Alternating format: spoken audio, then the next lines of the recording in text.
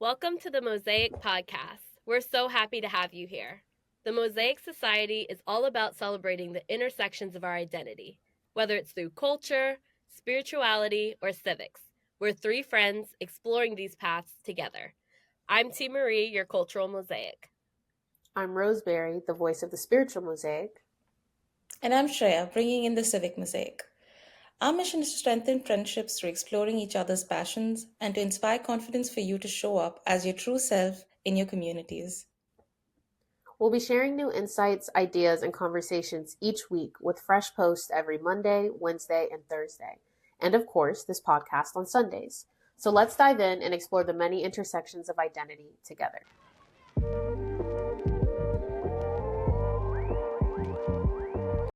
Hi, everybody. Welcome back to the Mosaic podcast. It is the special episode today. I mean, it's special, but it has nothing to do with the episode. But it is T and Shreya's birthday week. Yay! Yay! Much better. Which also means it is Aquarius season too. So our two Aquariuses, or what do you call it, Shreya? Aquarian, I think so. Our two Aquarians. Shout out Feel to weird all to say. Aquarians. Woo! Okay. Shout out. And Virgos. Anyway, Okay, maybe in Virgo Aquarian season. that's why. Yeah. But all zodiacs, Virgos included. Hey. Yes.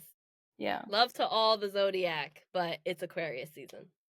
So today, we are doing our very first movie review.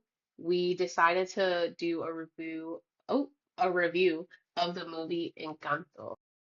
It came out, I think, like 2022, like 2021, 2022. December 2021. 2021. I remember because I was a senior in college, and I went to see it in theaters. But yeah, we all watched the movie. We either watched it for the first time or we watched it again. And then we have questions to kind of talk about it. There's a lot. This movie is very intricate, and there's a lot of different layers to it, mentally, emotionally, psychologically. We have a few questions that we're gonna tackle today. Okay, so the first question is, what were your initial reactions to Encanto, and how did your thoughts evolve as you watched the movie? Can I go first? Because I was watching it for the first time. Mm-hmm. Okay. So usually I'm a really bad person to watch movies with because I get excited and then I come up I with can theories. agree. Shut up. I can say it. You shouldn't agree. Ouch. Hurtful. Anyway. I come up with all these theories. I already had like within the first 10 minutes or so, I thought I knew where I was going with the movie. When I first watched the movie, my thought was that it was about Mirabelle. Is that how it's pronounced? Mirabelle? It's about Mirabelle discovering her true powers, understanding what exactly the miracle gave her. Maybe it wasn't something straightforward, or maybe there was something blocking it. I thought it was something like that. Then as the movie progressed, I also thought it was about how she was the miracle and her family was going to reconcile with her because she was misunderstood just from the first 20 minutes or so. But as the movie evolved, I guess I figured that it's more about everyone in the family, including the abuela. Mm-hmm. Okay. Including abuela. And I guess it was about how they discovered themselves, they expressed themselves, they found each other, and they valued each other not for what they powers or the gifts that they have, but because they're precious individually and that they're family. So that's what I thought towards the end. Yeah. T? For me, I saw this movie a few years ago, closer to when it came out. I didn't see it in theaters just because I kind of stopped going to the movies for a while when COVID was going on, but I did see it on Disney Plus. By the time I saw it, I had already kind of been predisposed to it through social media. Like, I knew We Don't Talk About Bruno, I knew Surface Pressure, but I didn't really know like the plot or anything. So when I saw it, I went in looking for the things that I had already been exposed to, trying to figure out how does the plot with Bruno and everything intertwine with the songs and everything. That was like my main focus. So I feel like my first view of it was very surface level. I don't remember exactly because it's been a few years, like evolving, how it went on, how my thoughts changed as the movie went on, but I know after my first watch, I had one level of understanding. And then after I watched it like 2 or 3 times, I had a different level of understanding. And I feel like I watched it recently again before we did this. And I saw something new. And then Rose told me something and I was like, I never noticed that. So I feel like it's just one of those movies where you can get something out of it each and every time. One of the things that I think I really noticed on the second and third watch was like the different relationships that different characters had. I didn't just stop at Mirabelle and because she's like the story's all around her, she's the main character. I really started looking at some of the other characters as well. For example, I feel like there's a large emphasis on Mirabelle and her sisters, but then I was also really curious about their cousins. So I had like 1 or 2 watches where I was primarily looking at Dolores and Camilo and a little bit Antonio, but I feel like Antonio had a little bit more shine than like his brother and sister. So yeah, I feel like I got deep into the lore. I don't know if you guys have seen these, maybe not Shrek since you've just kind of seen it for the first time, but Rose, you might have seen this. I've seen like people's think pieces on Dolores being like the antagonist, and like I've seen someone created like a villain song for her and everything. So I'm like, that's an interesting take, but it's just interesting. You dive deeper into the lore as it goes on. I don't have the full explanation. That Yes. sounds like fan fiction more like. I mean, it could be like people, these are just like their theories, and it's interesting, but I was just like, wow. And then I'm looking at the movie again, like, was she kind of sneaky? Was she kind of doing something?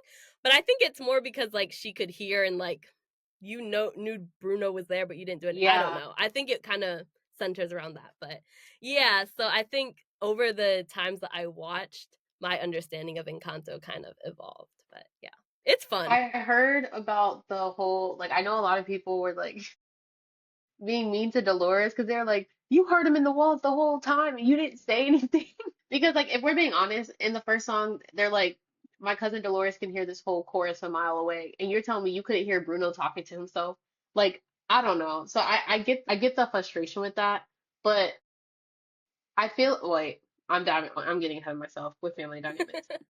When we talk about family dynamics, I'll talk about it. But anyway, I did go see Encanto in theaters. I went with one of my friends at the time, and I love movies. Like I used to have an AMC movie pass, so I would go see movies like twice a week and just go and watch it. So usually the first time I watch it, I'm just watching it to like see it and enjoy it, but I don't really form an opinion.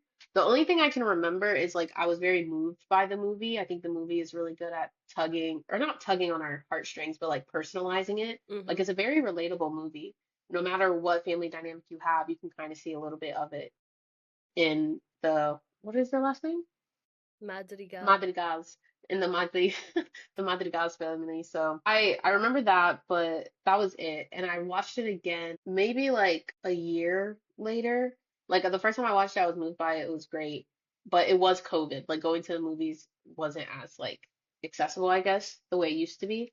And so I watched it like a year later on Disney. And after I watched, at that point, I was like UT, where I had a bunch of like social media influence in my head about people like giving their theories and their opinions on everything and diving deeper, analyzing it into the other context. So watching it again was really cool because I was like, oh, I can see the different dynamics that are playing out that everyone was talking about. So that was my initial reaction. I was very moved by it. I really liked it, but I don't think I really analyzed it until, well, that's kind of a lie. I analyzed parts of it. I analyzed the parts that were relatable to me, but the parts that were relatable to others, I didn't really think too much of it until I watched it a second time, which most people would do. But yeah, that's that. Well, okay, because we brought up family dynamics, let's dive into that next. So, which family dynamics in Encanto stood out to you the most, and how do they relate to your own experiences or observations about family life? A few things. The idea of family sacrifice is so like prominent in the movie, and well, I can relate to that. Like I would do anything for my family, it's like I would, but I don't have something that's like a miracle that I'm trying to protect. Like my family doesn't have that, so it's not to that degree. Yeah, it's just not to that degree. But so many other families who have a magic lamp. no, Sorry. but it's like some people have like family businesses. They just have certain things that are like okay, bad example. That was very funny. But But it's like, other people have like certain things that like they center around. Like my family doesn't. It's just kind of like generally, I would do anything for my family, but it's not like I don't feel like I have to make a lot of personal sacrifice. I would, but I don't feel like it's a duty, if that makes sense. And so that was just really interesting to see. And specific characters obviously have storylines where you can see it displayed a lot more. Isabella's character, she reminded me of Angelica from Hamilton. Because I Mm, just feel like the way she, starting off first with Isabella, she suppressed her creativity. She forced herself to be perfect, and then she was willing to marry a man that she didn't even really like that. But it was all for the sake of the family. And mm-hmm. then you have Angelica, where it's like she was a girl in the world in which her only job was to marry rich. You know what I mean? She didn't.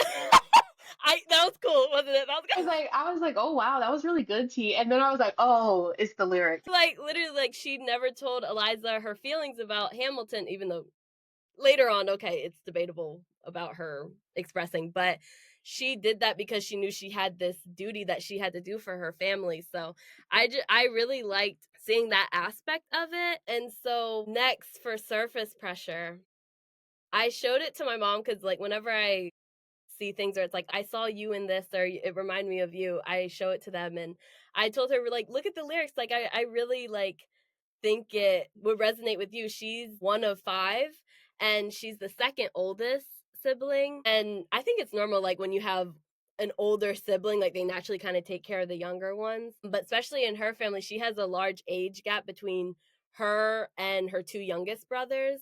And so I just thought that it resonated well with her. And I just really love to see a lot of older siblings or just people who feel like they have a lot of family responsibility reacting and sharing their feelings on surface pressure. Because even when I watch it, like it's a bop. I love the song. I love it a lot. But I can recognize that I don't feel it on like the emotional and like the depth that other people do, just because that's not my specific pressure that I feel in my family. I'm the youngest. I love it here. Mm-hmm. But it's obvious I'm the youngest as well. But Literally, one of the most obvious things about T is that she's the youngest. Like before she even told me she was the youngest, I knew it. The way she acts, I'm like, wow, you're the baby. You're the baby of the yeah, family. yeah. Very proud to be the youngest, but I just think it's so interesting and I love seeing people's interpretations of it. Lastly, Mirabelle's dynamic. I think obviously she's the main character. I think it's so fascinating and I can relate to it not within family life, but just another group of people that are in my life. And like the idea, it's like such a complex web of emotions when you're a part of a group and you're so proud of them and you have so much pride in them. You're loyal and fiercely protective of them, but you're also like an outcast in the group. It's like Mm-hmm. that's just so it's confusing. It's like the emotions are really confusing. And even within like the movie, she goes on this journey where she has that's her situation, but she kind of internalizes that a lot. Like she takes it on as her like personal mission to do Mm-hmm. all that she can, even though she doesn't have a gift, to be someone who can help the family and someone that brings a lot of good to the family. And I think it was important for her to go on that journey where she sees, hey, it's kind of the system. It's not me. Like I'm a part of this system, but it's kind of the system that's flawed. And Abuela kind of being, she ran the ship, it's like she was the system.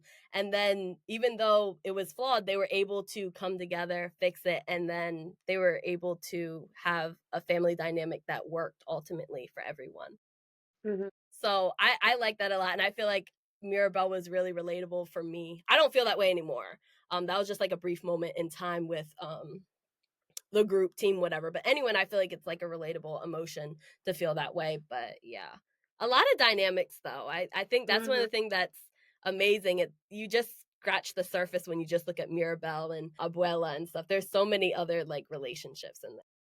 I don't remember what she said. I had something to add to what she said. It's gone. Anyway, I do agree there's a lot of dynamics because in all honesty, when I was trying to like reflect on these questions and answer, I couldn't. I honestly couldn't. So all of this is going to be like on the spot because there's so many dynamics that I feel like are significant because they bring light to different family dynamics that happen every day. I think that one of the biggest things, there was two things that really stood out to me. One was the dynamics within the kids, and then, well, the dynamics within the kids who are being affected by this generational trauma that's going on. And then the other is the cultural influences on the family, the way that we kind of like ignore problems, or the Hmm. way that certain members of the family have certain responsibilities that are they kind of like carry on throughout the entire culture, if that makes sense. So the first dynamic with like the kids, so like Luisa's the oldest, and then Dolores and Isabella are kind of like the same age, but I feel like Dolores is a little older than Isabella. And then it goes Camilo, Mirabel, Antonio. And if you see their responses to the different traumas that the family has, I think that's the dynamic that stands out to me the most because I feel like they're all trying to protect or support their parents and their abuela to make sure that they heal from the past traumas that they experience. And I know this is going into generational trauma, and we're going to touch on it later, but it's all tied. Anyway, so like that's why when you said earlier that Dolores, some people are like, she's the antagonist, she's like the problem. It kind of threw me because I feel like when you're the Luisa's the oldest, so of course she holds the most pressure, leading by example. And then you have Dolores, and then you have Isabella. Like Dolores is like the middle child that she is. She's just there. No one really listens to her, but she's listening to everyone. So part of me is Hmm. like, she was wrong. I know she heard Bruno. You cannot tell me that for however many years or decades she didn't hear Bruno. She did. She did But mention it also that she heard him. All of yeah, I knew it. Go ahead. I would just like to say, you saw how he would like go to the crevices of the house through the painting. Did y'all Hmm. notice her room was right next to the painting? I said, Yes, yes, literally. interesting, interesting. My initial thoughts were that she probably could hear what he was thinking when he was talking to the rats, because I'm sure if a person spends all their time with rats and only has rats for company, they're going to talk to the rats or to Hmm. themselves. And she probably heard that. So it's like a fork. One, she understood why he's hiding. She understood what was going on in the family. And she was like, okay, I'm going to let him do what he needs to do. And the other is she's the ultimate villain. Okay. That's fair. I'm going more with the side where she probably understood what was going on, or she thought that maybe because nobody spoke about Bruno, it's let's just keep quiet because nobody wanted to speak about Bruno. It was like this huge taboo topic. They have an entire song about it. Hmm. also, I'm so sorry. Go I ahead. also wonder about her dynamics with Bruno because in the song We Don't Talk About Bruno, she says grew to live in fear of Bruno's stuttering, mumbling and something Bruno. She grew to live in fear of something related to Bruno. So I don't know if we have clarity on whether that was, oh, in the years since it happened, it kind of came taboo to talk about Bruno, or if that was while he was still around that kind of developed. I'm guessing he was still around. I, he was still around because he says it later where he talks about like, where he's like, everyone, they're just so upset about my prophecies. Like, I just bring negativity to people. Like, he was going on that rant. So I think he was still around when she started to develop that perception of him because Mm. everyone else was.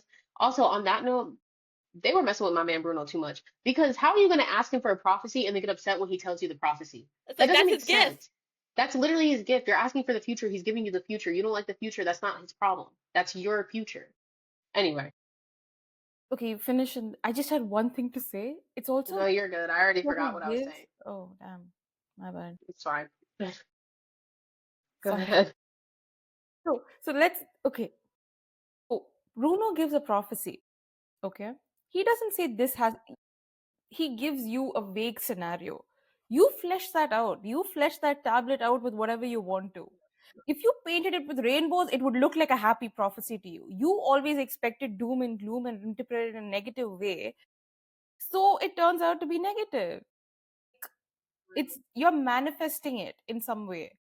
Like for example, okay, we can dive into that later, but the idea about how Abuela and everybody else in the family interpreted Bruno's last prophecy about Mirabel or about the miracle, it could have been interpreted in multiple ways, but they chose to interpret that prophecy that in the way they did. Sure. So it's not even about Bruno, it's about you guys. You are the problem. I mean, they chose to interpret it in that way, but I think that also once again speaks to the generational trauma that they had Absolutely. Yeah. because I feel like throughout the movie you just see this like you know how they say you have rose-colored glasses on when you think the world is so like great? They had Mhm. the opposite of whatever that was. Like they were just trying so hard to like not let the world be so negative based off of the past experiences. And so that's why when we were watching it, Shreya, I mean, I didn't say anything because I don't talk during movies, but you were like really upset with the abuela. Rightfully so, because I was watching when I watched it for the first time, I was like, all right, she's kind of doing too much. Like she really needs to breathe. Anyway, back to family dynamics with the children. Dolores being the second one, the second born, quote unquote. You already have Luisa who takes on all the pressure. She's here and she kind of has this like she kind of has this freedom to just explore the world, the freedom that Luisa didn't really get. And then Isabella comes and Isabella is perfect.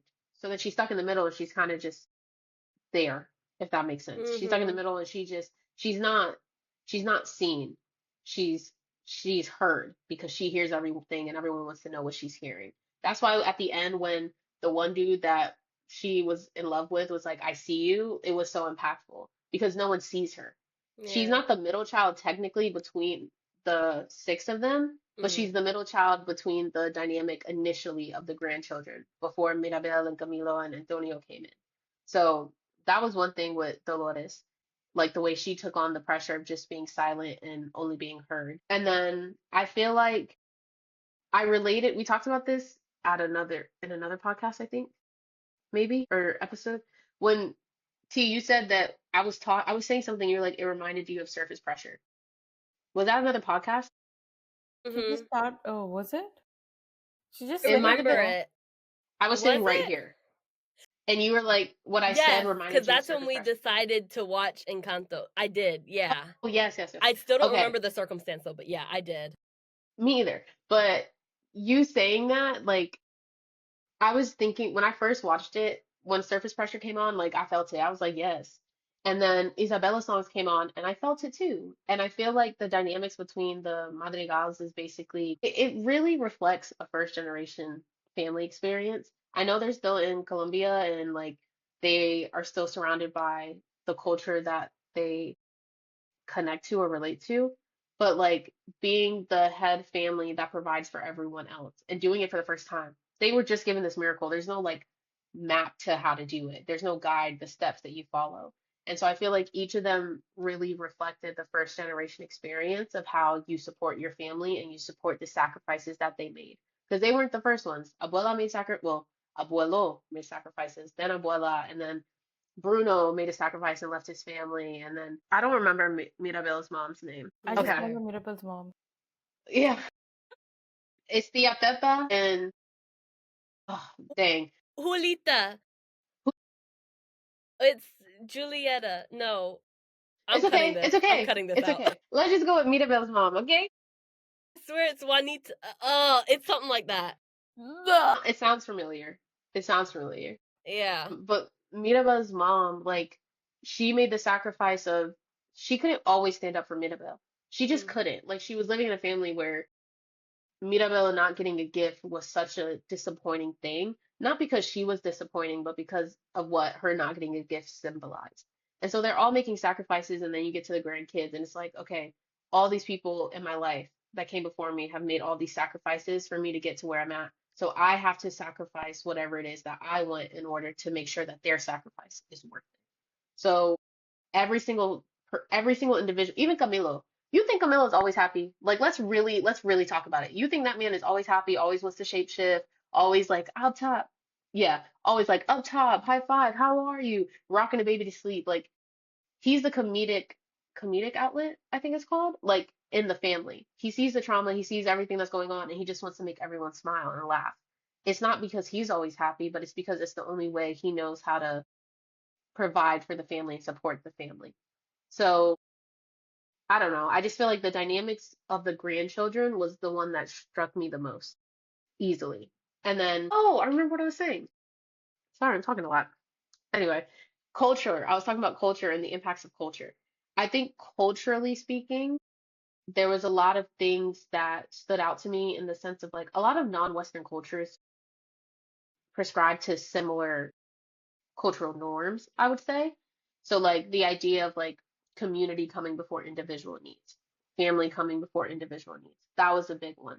Because I remember I had talked to my white friend about this, and they were like, I just don't get that. Like Isabella like always wanted to be perfect. Like she could have done whatever she wanted. And I'm like, and I didn't know how to explain to her like the cultural norm of putting others before yourself. Not that she's selfish. She's not selfish, but in her culture, in American culture, it's not the norm. It's a very individualistic society. Community isn't necessarily thought of first. So I didn't really know how to explain to her that like in a lot of other cultures, in Senegalese culture, you put your community first. You put your family first before your needs. It's not individualistic. So that was the other thing that stood out. The fact that it was, I'm happy that this was a story about a Hispanic or a Colombian family rather than an American family that just happens to be blended, or American family or a cultural family in America, but a family that lives in the actual culture itself. I'm done. I didn't want to interrupt you because you were on a roll and I didn't want you to lose your train of thought. But I actually want to see more from Camilo. I want to see if there's one character that I would love to see more of like Same. his story and how he is, it's Camilo. And also maybe a grown up Antonio as well. But yeah. That kid was adorable. Sorry. So cute. Very good. He was So really cute. cute. He was so cute. And honestly, I always thought of him as the cheetah boy because he was running around on a tiger or a cheetah the entire time, and I thought it was Cause like, we ah, are brothers. I was like so We cute. stick Stand together. together. We make up one big family. I don't know if you've seen the Cheetah Girls, but one day we'll show you, Hmm. Shreya. Yes. Especially the third one. I've seen Cheetah Girl. I That sounds don't, cool. oh, bet. I don't really watch the third one. I'm not Because gonna lie. I I've would be seen it. curious to hear Shreya's thoughts on it. But Oh, I see what you're saying. Yes, yes, yes, yes, Are yes. you gonna make me watch it again? oh, you've seen One World? I haven't seen the last one. I didn't want to see the last one. Right? I, No, yeah, I've watched the first two. I don't remember much of it. I was very young when Hmm. I watched it, and I haven't watched it afterwards. the second one is hands down the best. No one Best. can tell me otherwise. The second Cheetah Girl is that soundtrack. Whew, that ending song. Oh my God. Anyway, that's so off topic. Yeah, sorry. But yeah, Antonio is cute. I do agree. I would like to dive into Camilo, and I would like to dive into the dads, like their Mm. Mm, journeys into it. I would really like to see Tia Pepa's husband. What's his name? Yeah. Whatever his name is. Two guys fell in yeah. love with family. Madrigal. Augustine is Mirabel's dad. There you go. Augustine? Augustine, yeah. Anything else people wanted to bring up about family dynamics? Actually found it interesting because it's more of a communal upbringing if you think about all the Mm-hmm. kids, grandkids. The parents love their kids. That's obvious in the way they interact with them. But everybody is in such a hurry. It's like chaos, ordered chaos almost. Everybody Mm-hmm. has that role and everybody is busy doing that role, all the adults. And the kids just, they get a hug here and there or they get an affectionate pat on the head, but then they're basically on their own with everybody coming in once in a while and helping them out. The older cousins taking care of the younger ones. It just seems like a very communal setup, and I found that very interesting. Which also, so when you said that her mother can see, Mirabel's mother can see what Mirabel's going through, and is so empathetic, but she feels compelled. She feels she's not able to reach out To to her. hold back. Yeah, she has to hold back. Like you can see the way she's, how do I put it? She doesn't say much, but you can see the way she behaves with Mirabel when Mm-hmm. Antonio, is that, am I saying it right? Mm-hmm. Okay, on Antonio's fifth birthday, you can see how she wants to go to Mirabel and she checks in on her and she tells her mother to please be nice to her, kind to her. But she can't do more than that, or she's not able to do more than that. So that sticks out. Yeah, it's a communal sort of upbringing. I really want to hear more Western perceptions of it because I was watching and I was like, tracks. Like I'm helping my sisters get ready for something. I'm taking care of them. I'm doing this. Like it. It just fits in my culture. But I think I should. I'm sure there's people out there who are Western or live in Western cultures who have reviewed it. I guess I just have to look into it. But it'd be really interesting to see because I again talking to that one. white American friend. It was the things that stood out to her were things that were just normal to me. And I was like, that you're missing the point.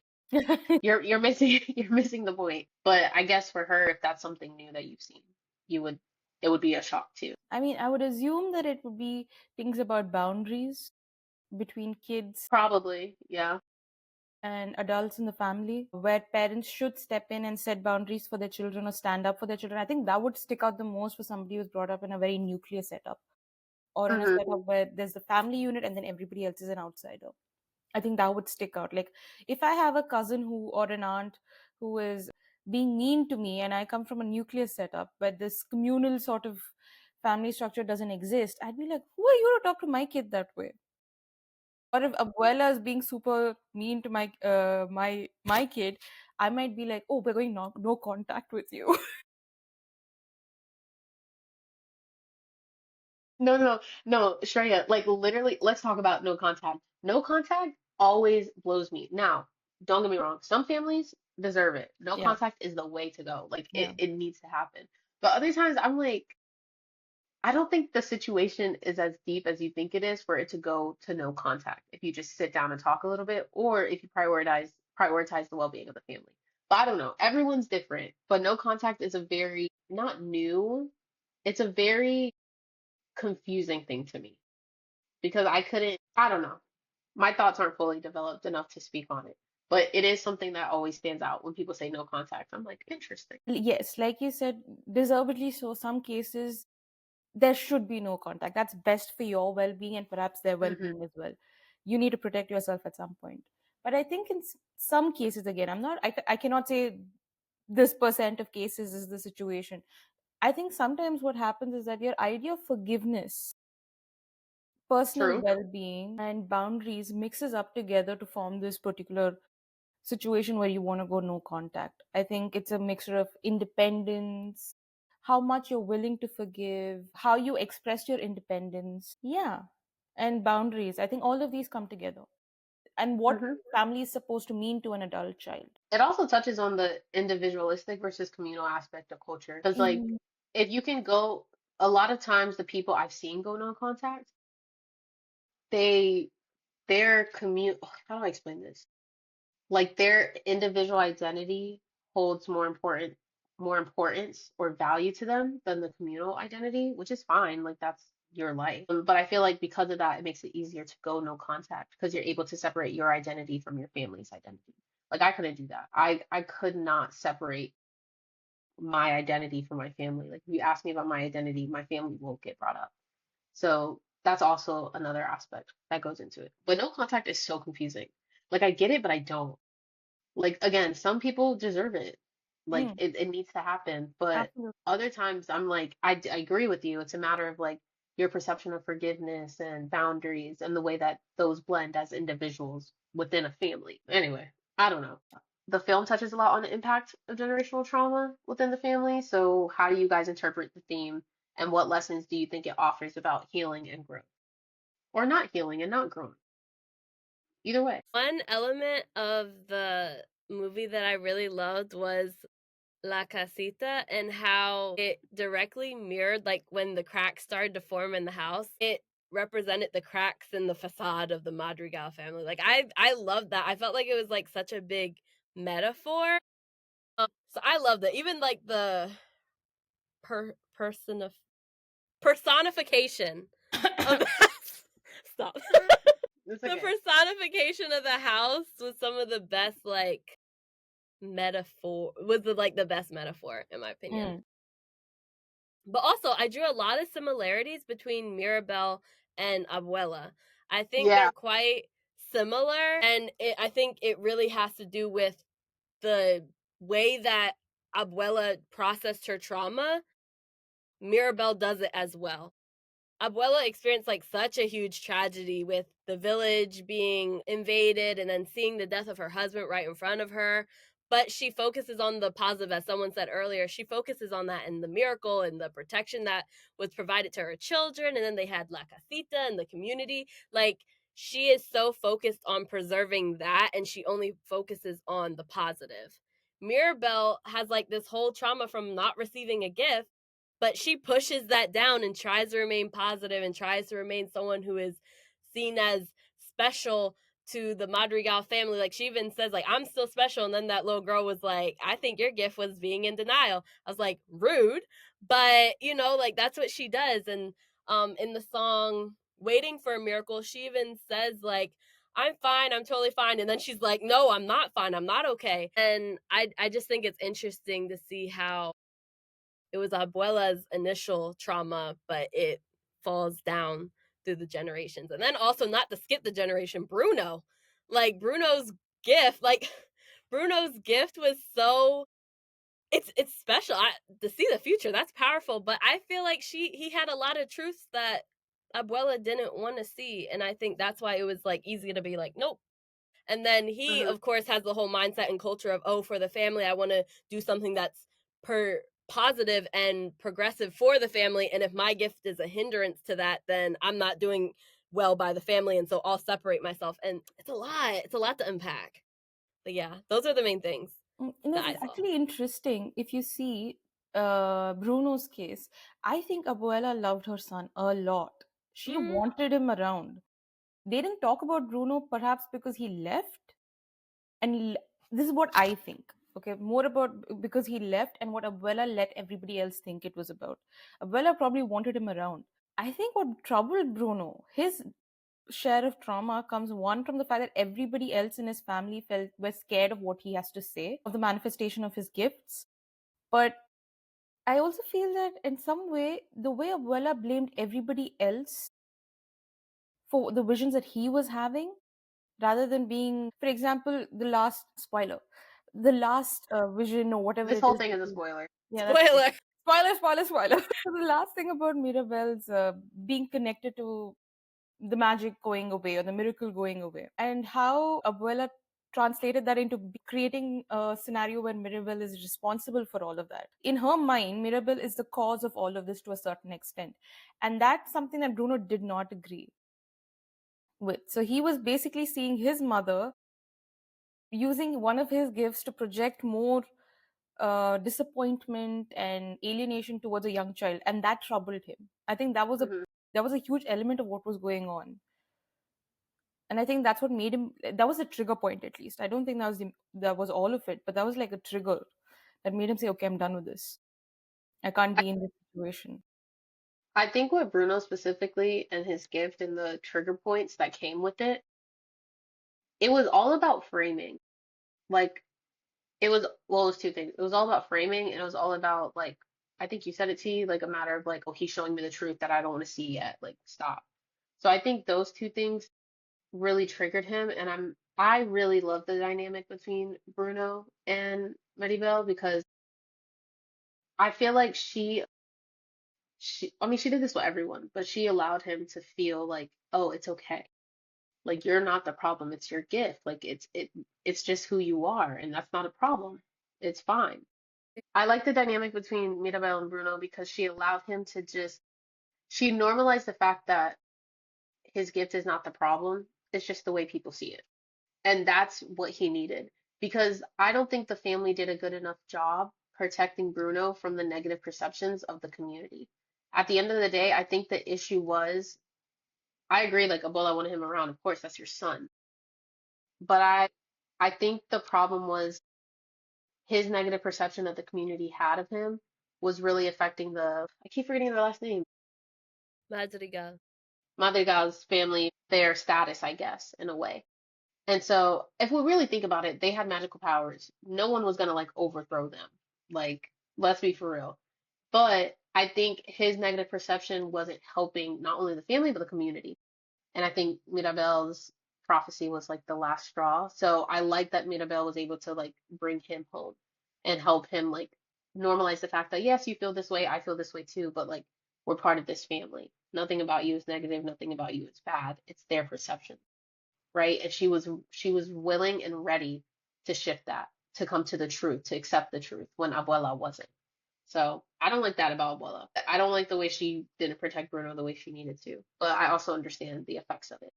I don't think any parent in that family protected the child the way they needed to be protected. It's I don't see any child being protected there. They were all so busy in their own bubble.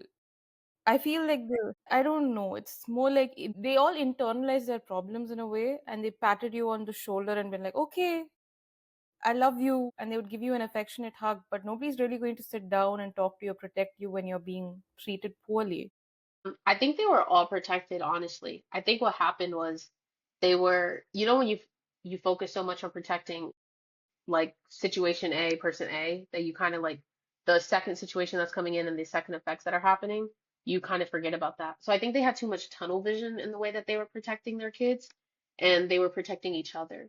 Because when I think about like Mirabelle's parents and the way they were trying so hard to protect her and support her through this trauma. But then they tried so hard, they were trying so hard to protect her and uplift her that they didn't realize the other effects that it was having, the other ways it was manifesting. So I think that speaks to generational trauma, how much pressure and how much trauma that everyone's under, and the ways that we hyperfixate on the one thing that everyone can see to try and make it better to support, and we forget about all the other underlying causes that are going on.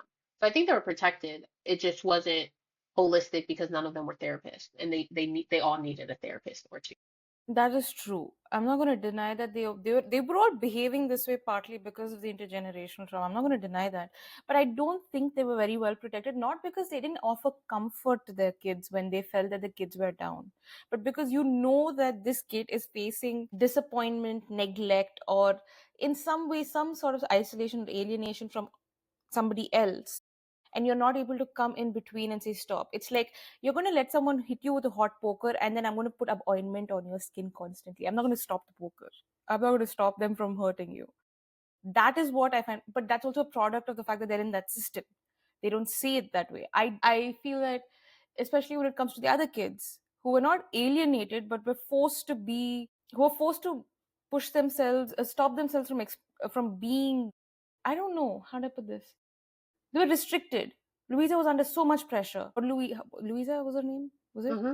Yeah, she was under so much pressure. She had to be strong. She had to help everyone. She couldn't show any cracks. Isabella had to be perfect.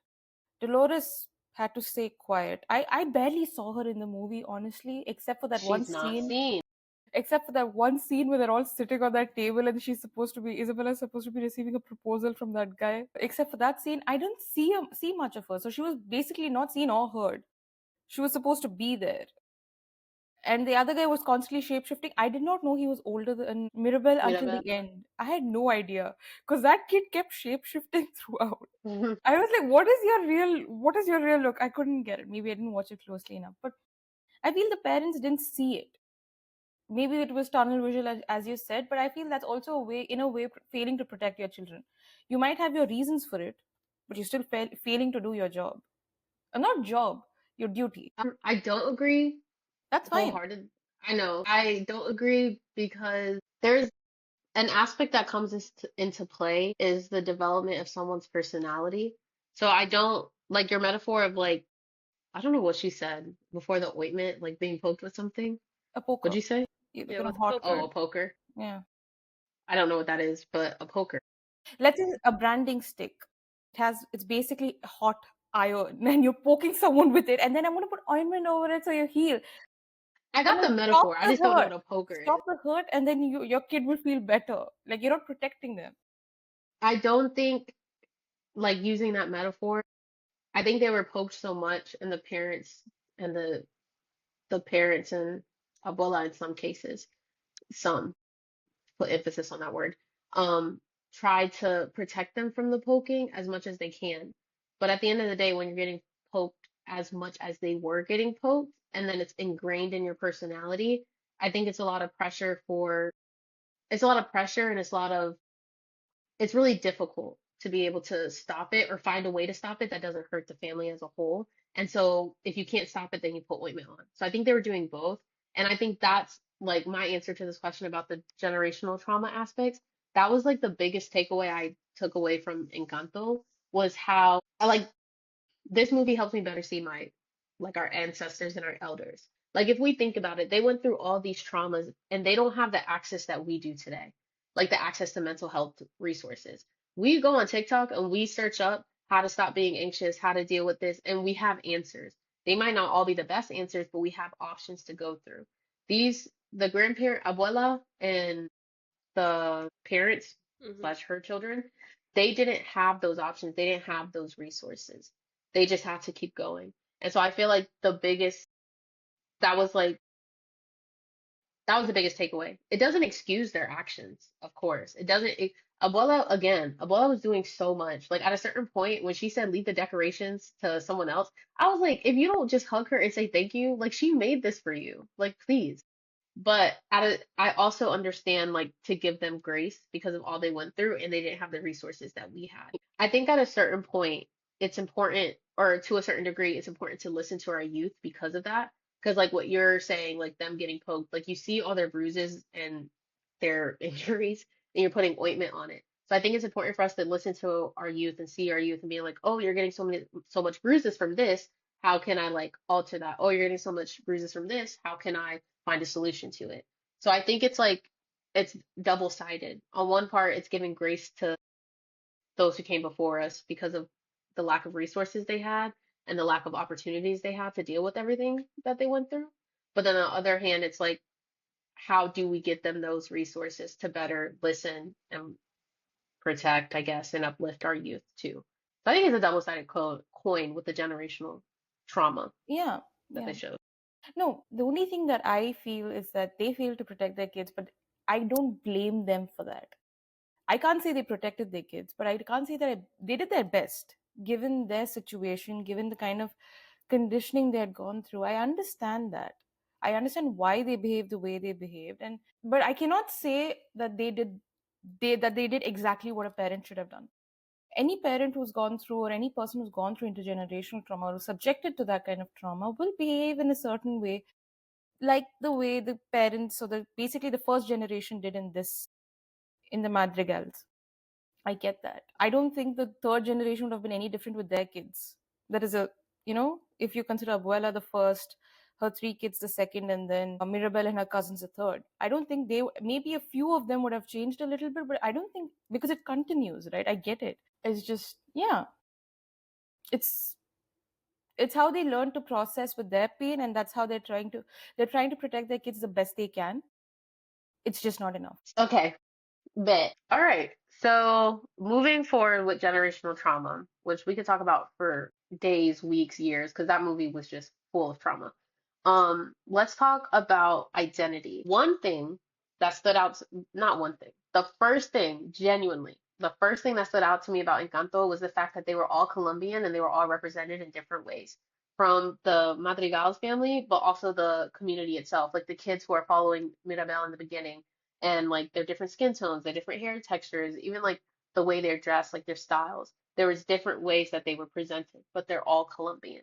And so I wanted to talk about how you think this layered representation of identity influences children and shapes their understanding of who they are. Because I can't think of another Disney movie or kid movie in general that depicted multiple identities this way. Like today I just watched Mulan, and I watched Frozen 2.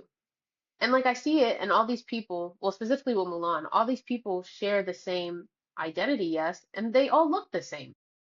You can't tell me if I go to China, they're all gonna look the same. Like it just doesn't make sense. So it was nice seeing Encanto and being like, oh, they're all Colombian, but they're represented in different ways. So what were your thoughts? So, I agree. I think Encanto does an amazing job of showing one identity multiple ways.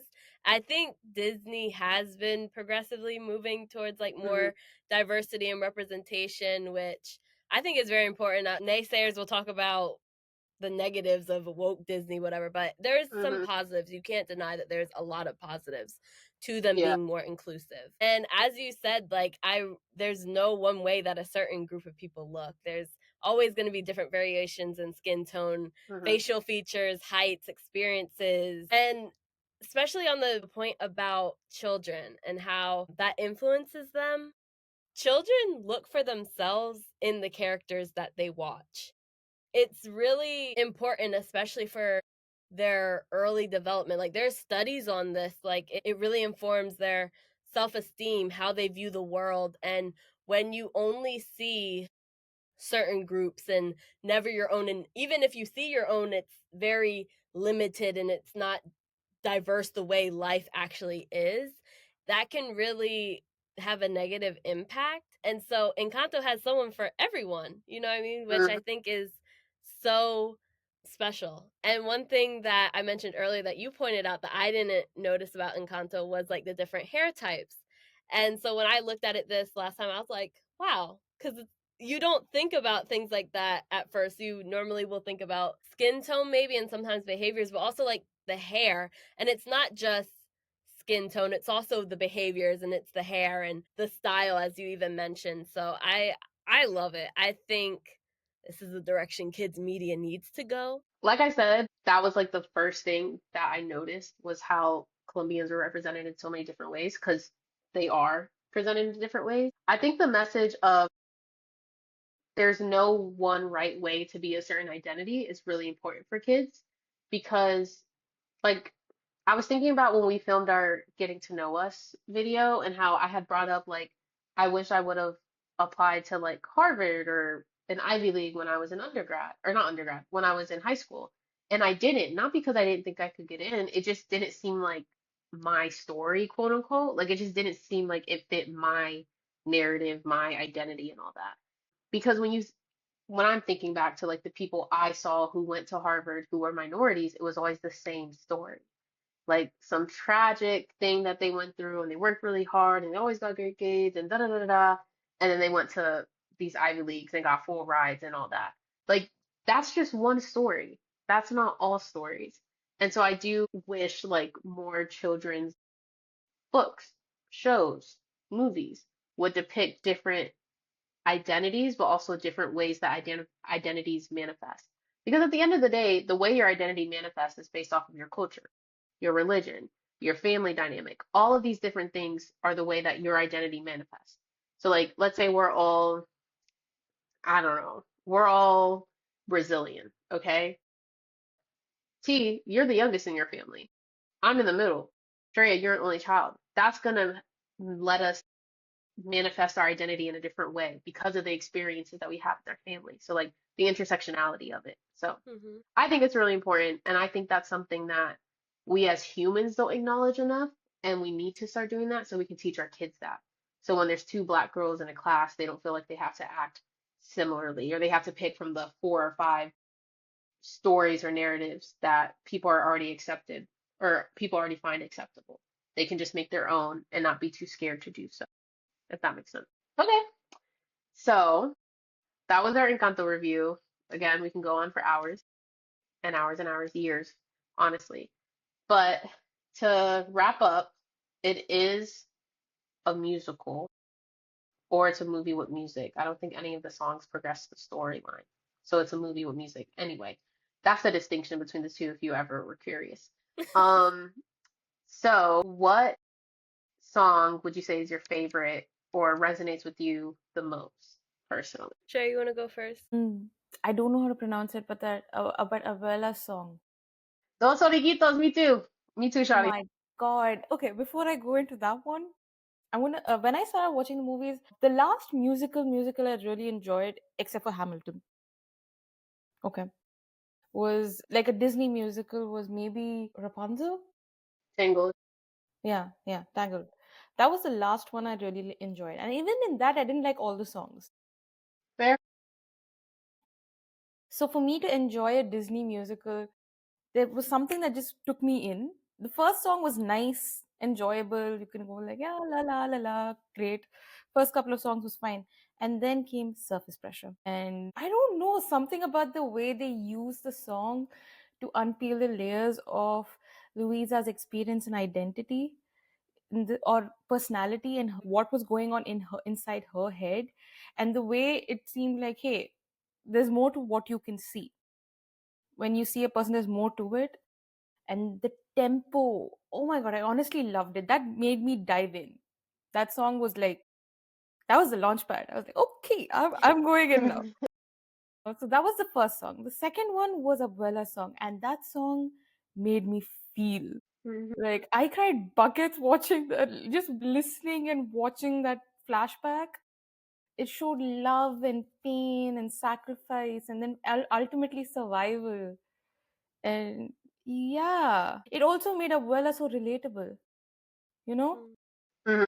in the sense that they showed her as a young girl who's also once innocent and full of life and hopeful, and she was happy, and it made my heart ache. I loved that song. That was also my favorite song. That I think that was like after I watched the movie, that was probably the only song I listened to following. It was just beautiful. Like it was beautifully done. The lyrics, the instruments, the production, like all of it was just beautifully put together. I think they did a really good job showing Abuela as the antagonist throughout the film, and then so they can like punch us in the face with her backstory because that that song just like you said like it humanizes her basically. But it wasn't even because of her story why I like that song. Sorry, Abuela, like life happens, you're good. But but it was she's fine. She like we my thing is we heard her story in the beginning. Like Abuelo sacrificing his life for everyone else, her getting the candle, like it wasn't anything new. Like I already knew the trauma she went through and I understood why she was acting the way that she was. So when I listened to that song for the first time, to me it was less about the fact that of her story and more the lyrics. The lyrics of that song are beautiful. That song is gorgeous. Talking about it basically emphasizes the fact that not it emphasizes the fact that change is going to happen. At the end of the day, change is going to happen. And no matter how much you love your life now, the people you're with, what you're doing now, you have to embrace the change so that you can have a better future. And maybe in the future, you'll see each other again. Like the lyrics, I need to translate them to English and then I'll send them to you. Well, I'm sure there's a translation in English, but I'll just look it up. If you have a chance, look up the English translation of that song because the lyrics are beautiful. Lin-Manuel, he ate down. Like the whole thing is a metaphor. And I don't really, not that I don't like metaphors. I like analogies. I don't really like metaphors. But it was beautifully, beautifully written and beautifully done. And the timing of that song was perfect. So that's my favorite. It reminds you that growth is needed. It reminds you that you have to embrace it, even though it's scary, and then transformation will come. And then maybe you'll see, like in this case, you'll see your love again. But Abuela, she saw her love again through her children and her grandchildren. So love that song. 10 out of 10. I will say it's my favorite song, but I relate to Pressure and Isabella's song the most. Like literally, Surface Pressure, I was like sweating when I first watched that. I was like, oh my God, why is someone in my head? Like what's going on? And then Isabella's song made me more emotional because I think I emotionally relate to her song more so than Surface Pressure. I think Surface Pressure, again, if you're a first generation, um, American immigrant, whatever, like you'll feel it. But Isabella's song, like the idea of having to be perfect in order to protect those that you love, felt that. Just one thing about Abuela's song. I think initially, yes, we heard the story. It wasn't new. We know her husband died. We know what happened. But when your audience consists makes up, young kids make up a large part of your audience, for them to empathize, for some people it comes naturally, for some they don't. You can cut this out. Some kids are monsters. They don't understand empathy. Okay? They just And you don't. don't have to cut that out. It's true. Some kids are horrible. They are monsters. Like that kid who said, I think you're delusional, whatever that girl said to Mirabel. Okay, I wouldn't agree she's a monster, but that was a No, crazy. no, That was crazy. lack of empathy, like a lack of empathy to understand what this person's going through. And I'm not saying it is a bad thing. Some of them are monsters, some of them just don't know what it feels like. For some of them, it takes time to develop, it Hmm. takes effort. So, for kids who were watching this movie and don't really understand, because for them, okay, something bad happened to Abuela, and I don't understand, they don't understand her pain. But then they humanized her. So those kids could understand what she was feeling. So that entire arc, the last 15 minutes about them reconciling, healing together, rebuilding what they had, connecting with each other, seems more emotionally understandable. That's what I felt when I watched that song. I didn't listen to it first. I watched it and I felt it. And then I went on YouTube and I was like, okay, let me watch the song again. But I think it does an excellent job for young kids to make it more relatable to them, make them feel what they're seeing, make them feel what the character's feeling.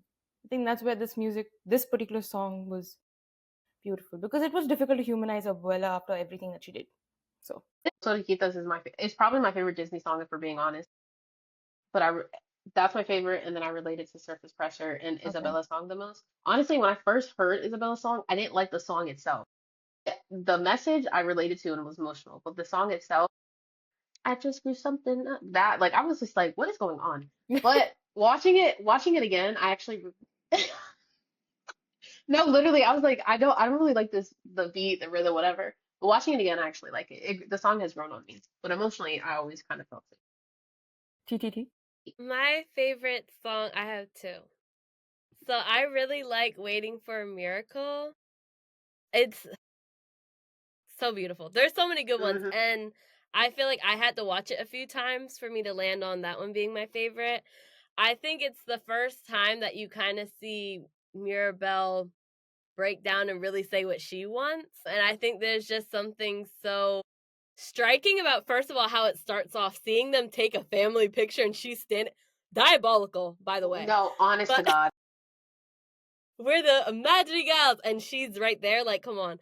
But yeah, I think it's the first time you see her kind of like break that facade and be like, no, I'm not okay. If I had the opportunity to have a gift, I would do this, I would do that. Like, I would do everything to bring happiness and pride to the madrigals, but I just can't. So I love that. And then All of You, the last song, is also one of my favorites because I feel like it's like that, her, the miracle she was waiting for, boom, like that was it. And especially like I guess you would say the last verse, I tear up. Like I have to like shed a few tears when they like line up on either side and she's walking with Antonio and then it starts off, we see how bright you burn. Oh, wrong notes, but it's okay. Like Wait, it wait, was wait, wait, so wait. beautiful. But it's not even that part because I did cry. I did cry in that last song. It's when he goes, "We made this one for you, bruh." I literally started crying. That When and they made she her a doorknob. Yes, and then when she looks into it and it's like, what do you see? All of me. And so also but connecting the two songs, I feel like there's like a lot of like connection Hmm. between the two. And in Waiting for a Miracle, she's like saying to her abuela, like, open your eyes, open your eyes. And then in All of You, abuela's like, open your eyes, what do you see? And it's like, wow, Hmm. full circle. So yeah, I did those two. Yeah, Lin-Manuel can write a soundtrack. Like he can connect music. Oh my God. Let's just give it up for amazing. Lin-Manuel. This is a spoiler alert. If you haven't seen the movie, you are going to get a lot of spoilers. So you can just pause this and go watch the movie, or you can just skip the spoilers if you don't care. Your choice. Literally, whole thing spoiler, so watch at your own risk. Yeah. Watch at your own risk. Okay, back to the end. Well, that's everything, guys. Encanto is a beautiful movie. Also, I changed my mind. It is a musical because all the songs are emotionally moving the characters forward. Anyway, it is a beautiful movie. I do think it's important for there to be more movies like Encanto. So I'm really excited to see what Disney Hmm. does in the future. But yeah, that's it. Any last thoughts, comments, concerns, questions? I just have Watch it. one comment. Yeah, that's true. Watch it, definitely. Why would they not give her own room? Why is she sleeping with 5-year-olds? I'm not What gonna lie, is that was wrong crazy. with these people? I do think, because I was thinking about it, I was like, well, technically, she probably had her own room for like 10 or something years before Antonio was born.